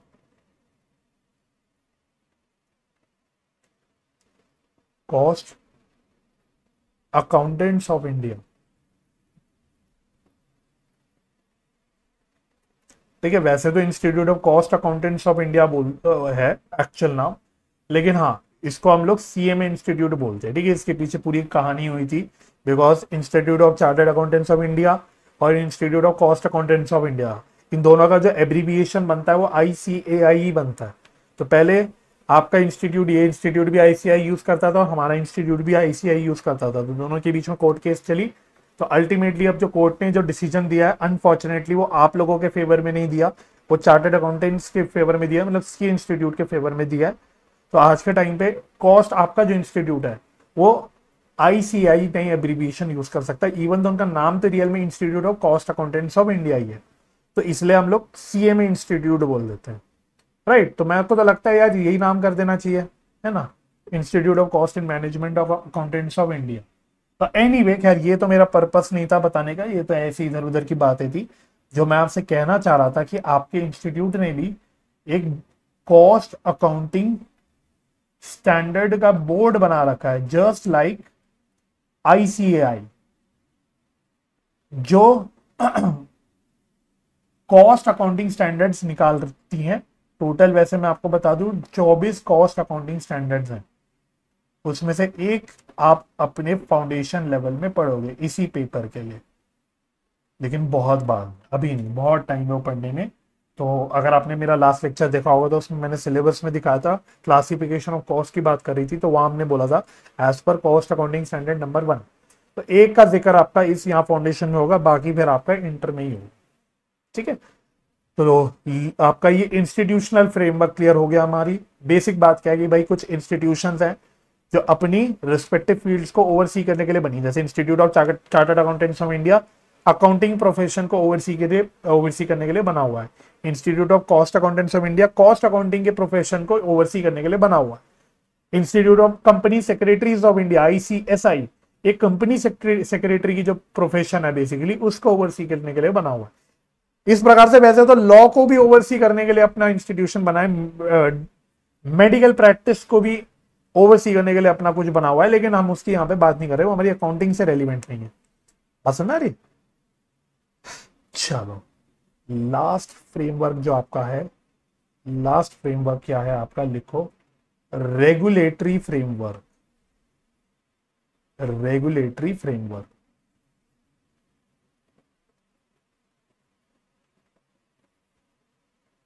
इसमें लिखना it covers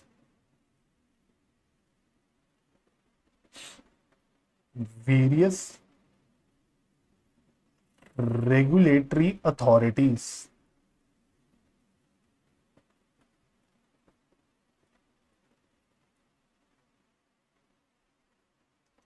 that governs activities of various businesses।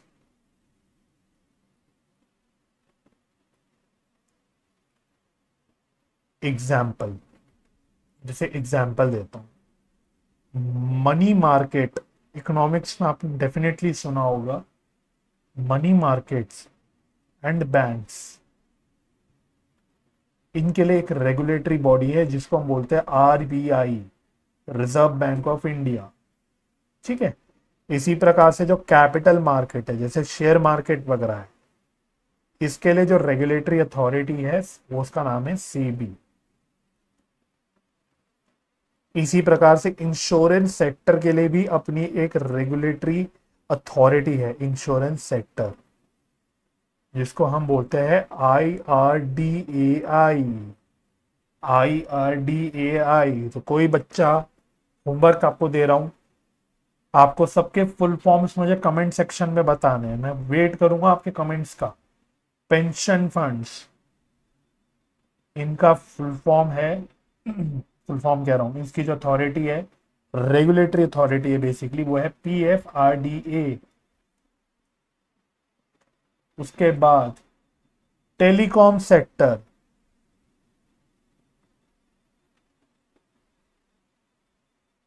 ये आपने सुनी होगी, try, TRAI etcetera.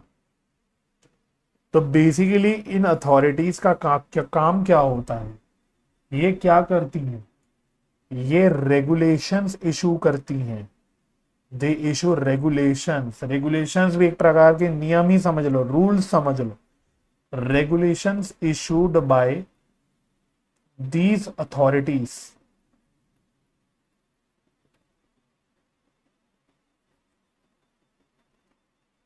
affect the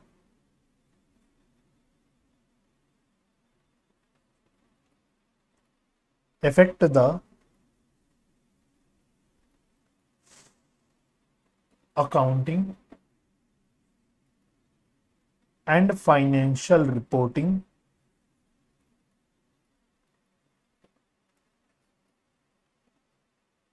of business ठीक है। तो इस तरह की जो रेगुलेटरी अथॉरिटीज हैं, आरबीआई, सेबी एटसेट्रा, आईआरडीआई, ये भी कुछ रेगुलेशंस निकालती है जो कई बार, मतलब ये नहीं है सारी रेगुलेशंस, बट इनकी कुछ रेगुलेशंस आपकी अकाउंटिंग, फाइनेंशियल रिपोर्टिंग, आपकी फाइनेंशियल स्टेटमेंट्स, इनको अफेक्ट करती हैं। इसका जैसे अगर मैं एग्जांपल दूं, जो बच्चे मतलब थोड़ा बहुत न्यूज वगैरह देते होंगे, फाइनेंशियल न्यूज देखते होंगे, उनको शायद ज्यादा लिंक होगा।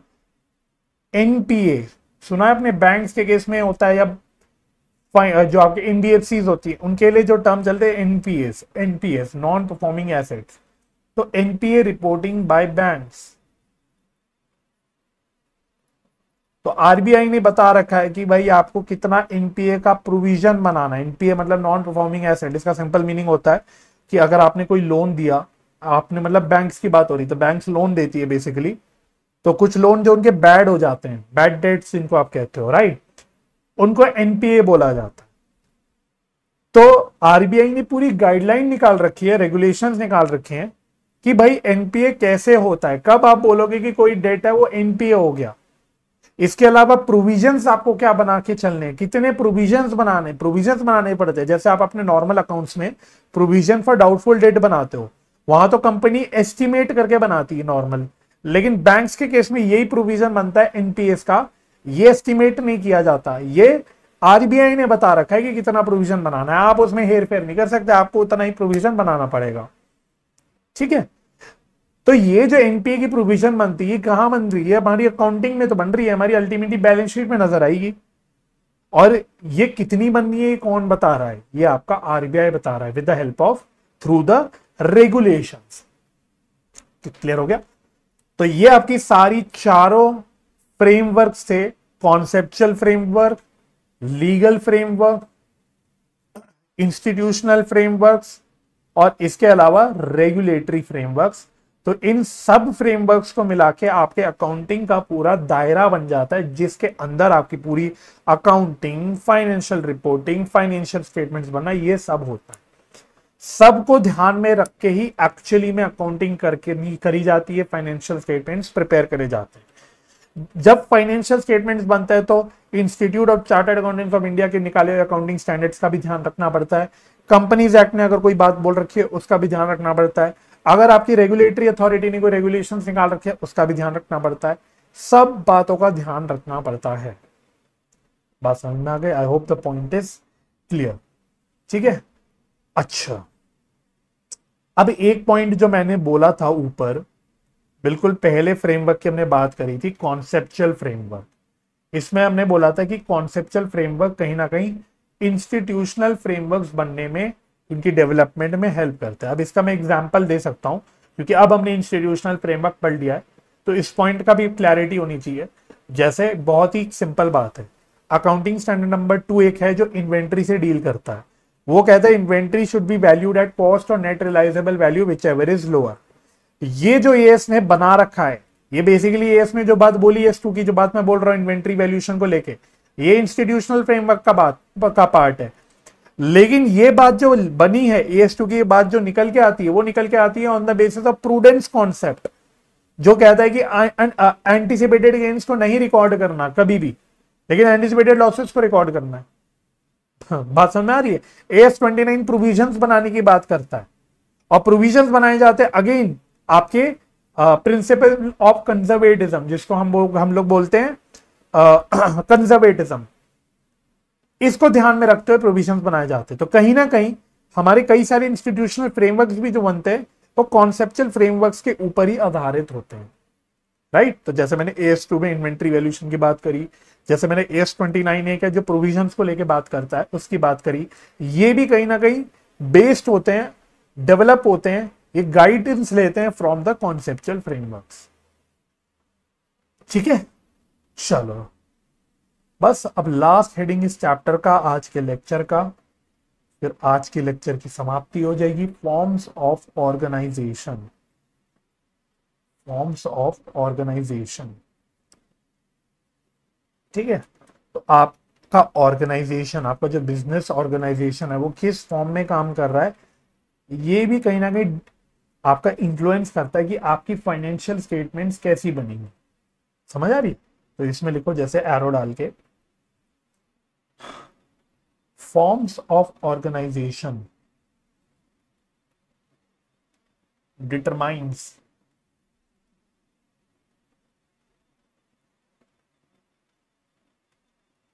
the books to be kept,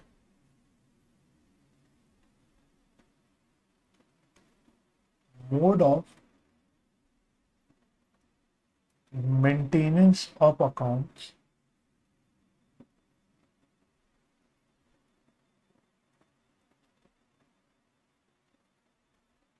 composition of financial statements, and extent of disclosures to be made.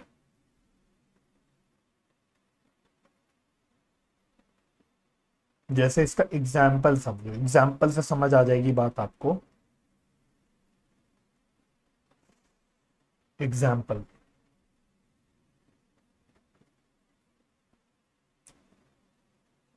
हम 4 तरह के ऑर्गेनाइजेशंस की बात करते हैं, 4 तरह के ऑर्गेनाइजेशंस की बात करते हैं। तो इसमें से मैं 4 बाइफर्केशन निकालता हूं।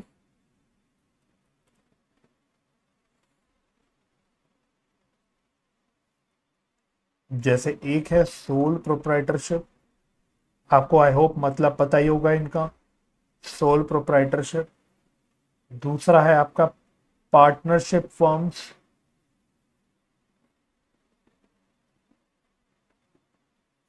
तीसरा है एलएलपी, और चौथा है कंपनी। तो प्रैक्टिकली मोस्ट कॉमन जो टाइप ऑफ बिजनेस होता है वो आपको यही इनमें से ही देखने को मिलेगा। मैं ये नहीं कह रहा कि यही है, लेकिन हाँ मेनली यही होता है।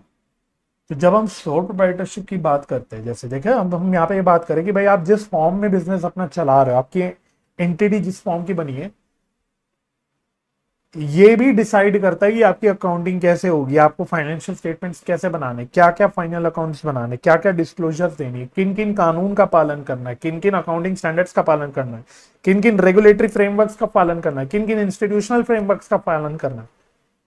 ठीक है, लिंकिंग है, आपस में लिंकिंग है। जैसे सोल प्रोप्राइटरशिप की अगर हम बात करते हैं तो इसमें there is no specific legislation. Sole proprietorship को लेके कोई स्पेसिफिक कानून नहीं बना हुआ, कोई एक्ट नहीं बना हुआ। There is no specific legislation. लेकिन जब हम पार्टनरशिप एक्ट की बात करते हैं, सॉरी पार्टनरशिप फर्म्स की बात करते हैं, तो इसके लिए कानून बना हुआ है, इंडियन पार्टनरशिप एक्ट 1932। इसका हमें ध्यान रखना पड़ता है, इसका हमें ध्यान रखना पड़ता है। जब हम एलएलपी की बात करते हैं तो इसका भी अपना एक कानून है, एलएलपी एक्ट 2008, इसका भी ध्यान रखना पड़ता है। जब कंपनीज की बात करते हैं तो इस पे अपना कानून बना हुआ है, कंपनीज एक्ट 2013, इसका ध्यान रखना पड़ता है। ये स्पेसिफिक लेजिस्लेशन की बात कर रहे हैं। हाँ, नॉर्मल आपके जनरल एक्ट्स हैं जो सब कानून पे लगते हैं, जैसे कि आपका इंडियन कॉन्ट्रैक्ट एक्ट है, या पढ़ोगे भी अपने लॉ में, या पढ़ते होगे या पढ़ चुके होगे, इंडियन कॉन्ट्रैक्ट एक्ट 1872। अब ये हर तरह के बिजनेस पे लगता है भाई, ये कॉन्ट्रैक्ट से डील करता है। कॉन्ट्रैक्ट चाहे सोल प्रोप्राइटरशिप में हो रहा हो, कॉन्ट्रैक्ट चाहे फर्म्स में हो रहा हो, चाहे एलएलपीज में हो रहा हो, चाहे कंपनीज में हो रहा है, कॉन्ट्रैक्ट एक्ट आपका डील करता है विद ओवरऑल कॉन्ट्रैक्ट्स। आप जिस भी फॉर्म ऑफ बिजनेस में कोई कॉन्ट्रैक्ट की बात करते हैं, वहां कॉन्ट्रैक्ट एक्ट लागू हो जाता है। वो स्पेसिफिक लेजिस्लेशन नहीं है। इनकम टैक्स एक्ट हम बोलते हैं, जीएसटी का एक्ट बोलते हैं, ये सब में लगता है भाई। जीएसटी सोल प्रोप्राइटरशिप में भी लगता है, फर्म्स में भी लगता है, एलएलपी में भी लगता है, कंपनीज में भी लगता है। तो ये स्पेसिफिक लेजिस्लेशन नहीं है। ठीक है, अच्छा अब जब मैं फाइनल अकाउंट्स की बात करूं, अगर मैं सोल प्रोप्राइटर के फाइनल अकाउंट्स की बात करूं, सोल प्रोप्राइटर के, तो इनके फाइनल अकाउंट्स क्या बनते हैं? फाइनल अकाउंट्स मतलब फाइनेंशियल स्टेटमेंट्स। इनको क्या बनाना होता है? ये बनाते हैं मैन्युफैक्चरिंग अकाउंट, मैन्युफैक्चरर्स के केस में मैन्युफैक्चरिंग अकाउंट बनाते हैं। ये आपने हालांकि सुना नहीं होगा, मुझे मालूम है, लेकिन आप समझ जाओगे, इसी सब्जेक्ट में समझ आ जाएगा। जो आपने सुना होगा वो सुना होगा ट्रेडिंग अकाउंट, ये आपने सुना होगा, I am definitely sure of that. आपने प्रॉफिट एंड लॉस अकाउंट के बारे में सुना होगा, आपने बैलेंस शीट के बारे में सुना होगा। इसी प्रकार से जब हम पार्टनरशिप की बात करते हैं तो यहाँ पे सारे सेम वही अकाउंट्स बनते हैं। यहाँ पे भी मैन्युफैक्चरिंग अकाउंट बनता है, यहाँ पे भी ट्रेडिंग अकाउंट बनता है, यहाँ पे भी प्रॉफिट एंड लॉस अकाउंट बनता है। लेकिन एक अकाउंट है जो नया यहाँ पे बन जाता है, वो होता है profit and loss appropriation account. ये आपने अच्छे से पढ़ रखा होगा 12th क्लास में, profit and loss appropriation account. ये एक नया अकाउंट यहाँ पे फाइनल अकाउंट्स का पार्ट बन जाता है। इसके अलावा नेक्स्ट आपका बैलेंस शीट, ये भी एज इट इज बनता है। ठीक है। अच्छा, हम जब एलएलपी एक्ट की बात करते हैं तो यहाँ क्या क्या फाइनल अकाउंट्स बनते हैं? यहाँ एलएलपी का पीएनएल अकाउंट बनता है, या एलएलपी की बैलेंस शीट बनती है। अच्छा, जब हम कंपनीज की बात करते हैं तो यहाँ पे तो शेड्यूल 3 के हिसाब से बनता है सब कुछ। तो यहाँ क्या क्या फाइनल अकाउंट बनता है? यहाँ statement of profit and loss बनता है, यहाँ बैलेंस शीट बनती है। और कंपनीज के केस में तो भाई कैश फ्लो स्टेटमेंट भी बनता है, स्पेशली बड़ी कंपनीज में इनको तो कैश फ्लो स्टेटमेंट भी बनाना होता है, जो आपने पढ़ा था अपने 12th क्लास में। इसके अलावा इनको एक स्टेटमेंट जरूर बनानी होती है, statement of changes in equity, ये स्टेटमेंट भी बनानी होती है। तो मतलब आपको दिख रहा है कि डिपेंडिंग अपॉन आप किस तरह की बिजनेस, किस तरह की ऑर्गेनाइजेशन चला रहे हो, आपका अकाउंटिंग, आपकी फाइनेंशियल रिपोर्टिंग ये अलग हो जा रही है। सोल प्रोप्राइटरशिप के केस में simple manufacturing, trading, PNL account, balance sheet बनानी है। लेकिन कंपनीज के केस में statement of PNL, balance sheet, वो भी किसके हिसाब से बनानी है? शेड्यूल 3 के हिसाब से बनानी है, कंपनीज एक्ट 2013 के। कैश फ्लो स्टेटमेंट भी बनाना होता है इनको statement of changes in equity करके ये स्टेटमेंट होती है, बेसिकली नोट्स टू अकाउंट्स का पार्ट बनती है, ये भी बनाना होता है। बात समझ आ रही है? तो इसलिए हमने बोला इस पूरे टॉपिक में हम यही डिस्कस कर रहे हैं कि डिपेंडिंग ऑन आपका बिजनेस का जो ऑर्गेनाइजेशन है वो किस फॉर्म में है, पार्टनरशिप है कि सोल प्रोप्राइटर है कि एलएलपी है कि कंपनीज है, किस फॉर्म में, ये इन्फ्लुएंस करता है आपकी अल्टीमेटली अकाउंटिंग को भाई। क्योंकि आपको अकॉर्डिंगली देखना पड़ता है कि आपके ऊपर कोई स्पेसिफिक लेजिस्लेशन अगर है तो वो क्या लगता है, वो क्या कहता है, वो आपकी अकाउंटिंग को कैसे इफेक्ट करता है। आपके लिए अगर स्पेसिफिक अकाउंटिंग डिस्क्लोजर्स है, कोई फाइनेंशियल स्टेटमेंट्स का फॉर्मेट है, वो आपको अकॉर्डिंगली उनमें फॉलो करना पड़ता है। बैंक्स का अपना एक फॉर्मेट होता है, आपको ये नहीं पता होगा, बैंक्स के लिए अपना एक फॉर्मेट है, इलेक्ट्रिसिटी कंपनीज के लिए अपना एक फॉर्मेट है फाइनेंशियल स्टेटमेंट्स का, इंश्योरेंस कंपनीज के लिए अपना एक फॉर्मेट है, अपने अपने उनके एक्ट में सब फॉर्मेट्स दे रखे हैं। जैसे कंपनीज का कंपनीज एक्ट में दे रखा है, उसी प्रकार से इंश्योरेंस, बैंकिंग, इन सब का अपने एक्ट में इनका फॉर्मेट दे रखा है फाइनेंशियल स्टेटमेंट्स, क्योंकि वो उनके हिसाब से वो मॉडिफाइड है। समझ आ रही बात? तो ये आपका बेसिकली पूरा चैप्टर था। ठीक है, तो इसके साथ ये जो आपका फर्स्ट चैप्टर है ये हो जाता है समाप्त। नेक्स्ट लेक्चर ऑनवर्ड्स हम न्यू चैप्टर करेंगे। तो मुझे कमेंट सेक्शन में बताना क्या ये चैप्टर आपको समझ आ गया। बेसिक बिल्कुल चैप्टर था, बेसिक बातें थी, बट क्या आपको ये समझ आई मुझे कमेंट सेक्शन में बताना। और अगर आपको लेक्चर हेल्पफुल लगा है तो मेरे फर्स्ट लेक्चर में मैंने आपको बताया था बच्चों, आपका जितना ज़्यादा सपोर्ट मिलेगा उतना ज़्यादा मैं आपके लिए कंटेंट सोच पाऊंगा, क्योंकि उतना तो देखो चाहिए होता है ना। इंकरेजमेंट अगर नहीं मिलेगी तो कैसे होगा भाई? आपको अगर प्रॉपरली आपके टीचर्स, आपके पेरेंट्स इंकरेज ना करें, मोटिवेट ना करें, तो आप कैसे पढ़ाई करोगे, कैसे आप पेपर में अच्छा परफॉर्म कर पाओगे? तो उसी प्रकार से हमको भी आपसे इंकरेजमेंट चाहिए। तो कुछ नहीं, थोड़ा सा सपोर्ट करना बच्चों, वीडियो को लाइक कर देना, दोस्तों के साथ शेयर कर देना, ताकि सब बच्चों को इन लेक्चर्स की जानकारी मिल जाए। बाकी कमेंट्स वगैरह तो आप डाल ही सकते हैं। चैनल पे नए हैं या चैनल को अभी तक सब्सक्राइब नहीं किया है तो चैनल को सब्सक्राइब जरूर कर देना, बेल आइकन प्रेस कर देना अगर आप फ्यूचर लेक्चर्स की नोटिफिकेशन चाहते हैं, ताकि आपको पता लगते रहे कि हाँ नेक्स्ट लेक्चर आ गया, तो आपको ये चीज़ अपडेट मिलती रहे। राइट? तो मुझे अपना समय देने के लिए बहुत बहुत धन्यवाद। अपना ख्याल रखिए, परिवार का ख्याल रखिए, हंसी खुशी रहिए, एक दूसरे की मदद करते रहिए और पॉजिटिव माइंडसेट से पढ़ाई करते रहिए। हम मिलेंगे नेक्स्ट लेक्चर में, तब तक के लिए bye bye and take care.